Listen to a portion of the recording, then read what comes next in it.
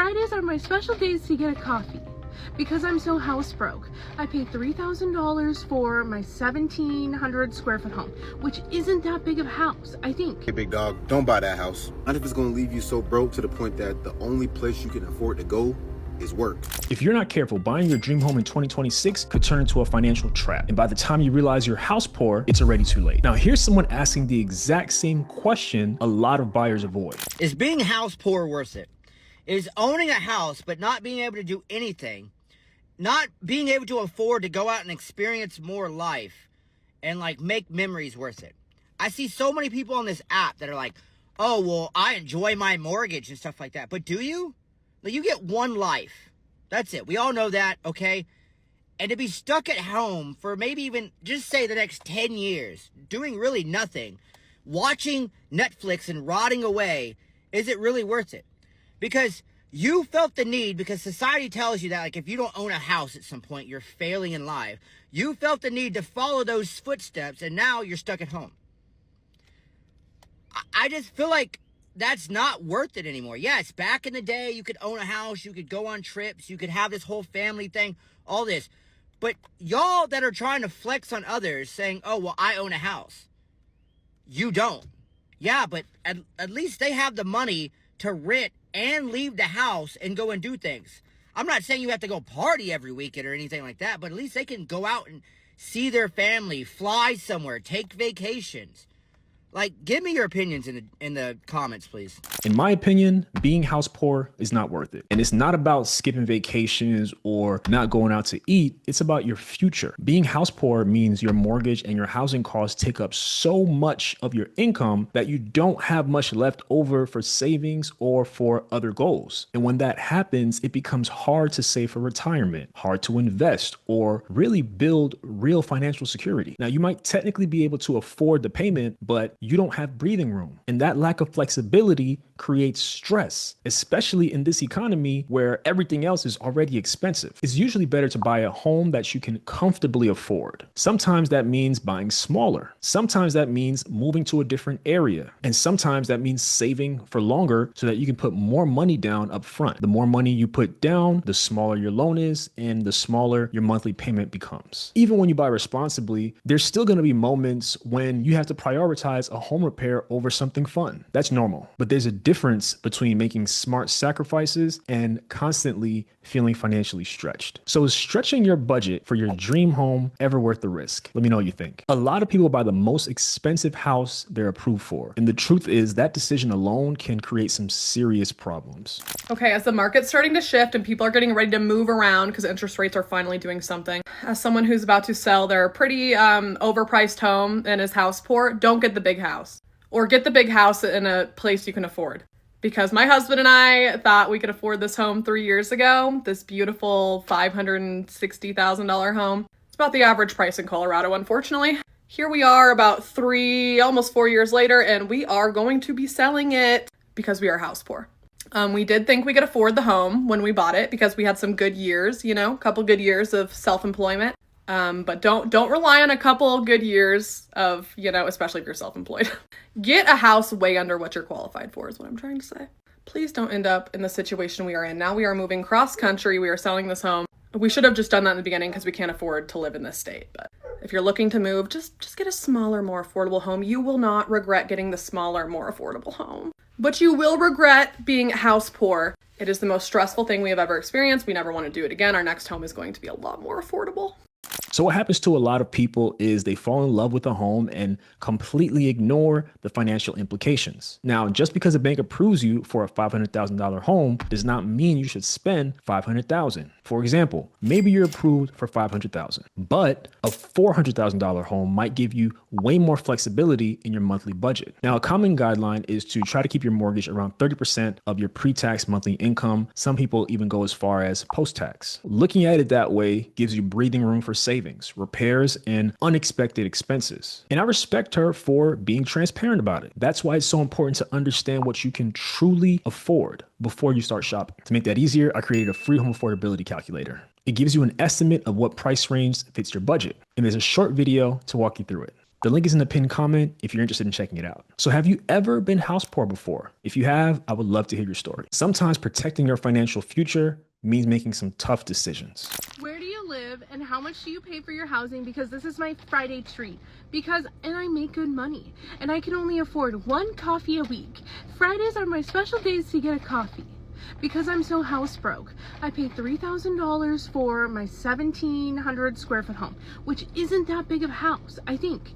Like, I feel like if I move states and I could still make the same amount of money, I could get more bang for my buck. Okay, the thing that I do, like working in the legal field, that doesn't really change state to state. It's still expensive to have a lawyer, so I'm still gonna get paid good. I make money on social media. That's not changing if I move to a different state.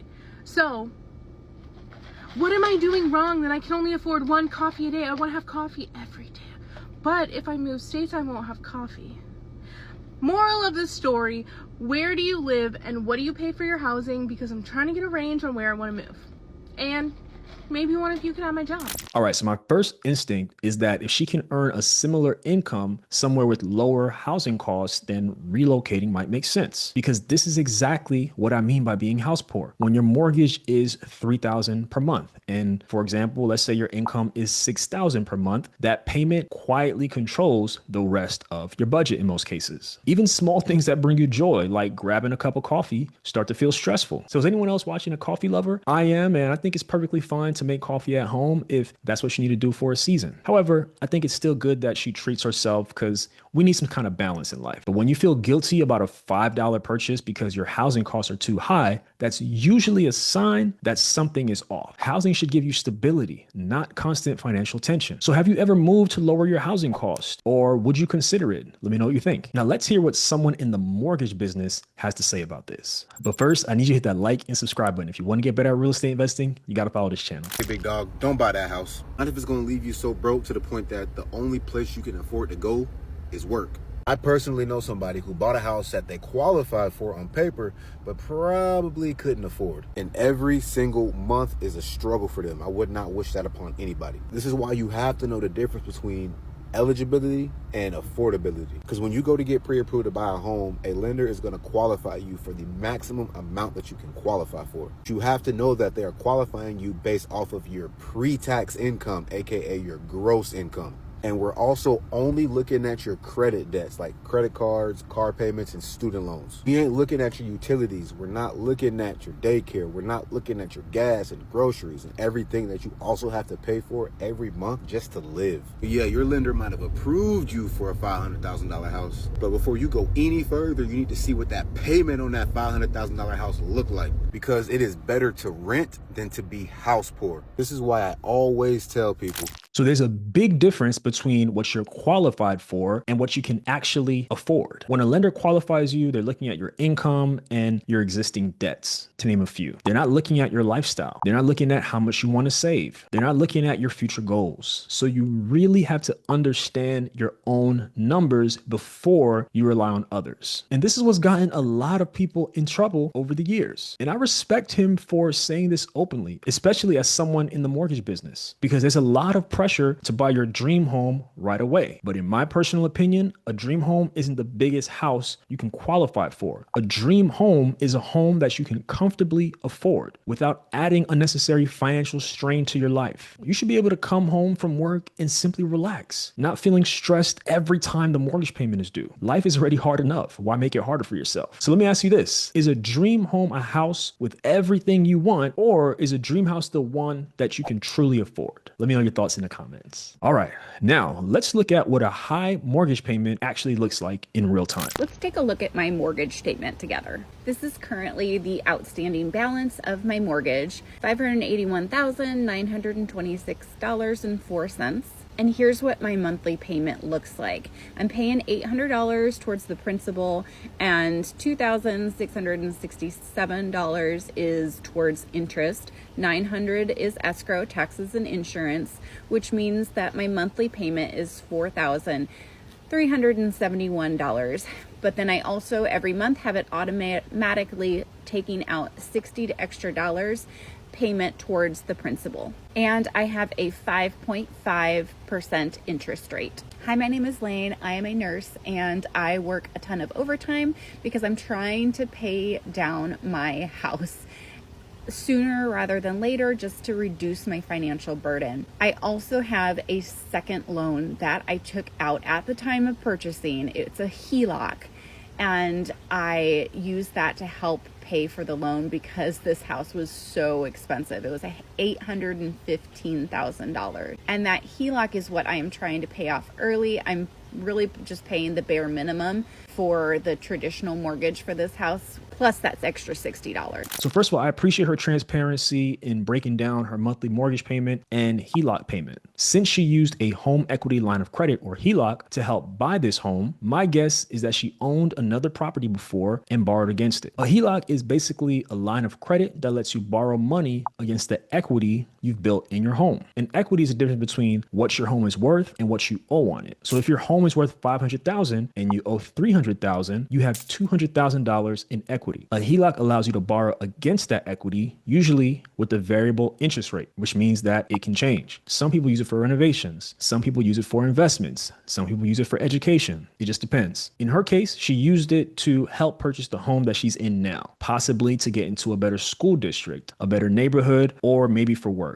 Who knows? And it's honestly a tough position to be in, but I respect that she's willing to work as much as she can to manage it. The reality, though, is this: when your housing costs are that high, you often have to increase your income just to stay afloat. That might mean overtime. That might mean a second job. And it might mean constant financial pressure. And that's part of what people don't think about when they stretch for a home. So do you think it's worth overtime just to afford your mortgage? Let me know your thoughts. A lot of people feel pressure to buy a home, but the reality is that pressure is not always helpful. Sometimes I don't think people realize that just buying a home is the first step. Once you get a home, there's so much maintenance involved in keeping that home up to standard that you can literally become house poor. I know so many people who purchase a home and they are having such issue keeping up with all of the expenses that pop up out of nowhere that cost thousands and thousands and thousands of dollars. And those expenses add up. That's why a lot of people end up buying homes and then a year later they sell them and go back to renting, because at least when you rent, if there's an issue, if something's broken, all you have to do is call up your landlord or call up property management and they'll handle it. That responsibility isn't on you. You're just responsible for paying your rent and maybe your utilities like your electric or your water. But everything else should be handled by your landlord. When you are a homeowner, all of those responsibilities lay on yourself, and that can be an immense amount of pressure that not everybody is willing to deal with, especially if you have other responsibilities that might take priority. So for me, at this stage in my life, I like the convenience of just being able to rent. And if I have an issue with anything, I just reach out to my landlord. I do eventually in the future want to invest in a property and have my own home. That is definitely a goal and a dream of mine, but I'm not in any rush to do so. And it makes me annoyed when people try to pressure others or make people feel bad because they're renting. Like, oh, you know, you're paying all this rent, you could just put it towards a mortgage. I'm like, it's not that easy.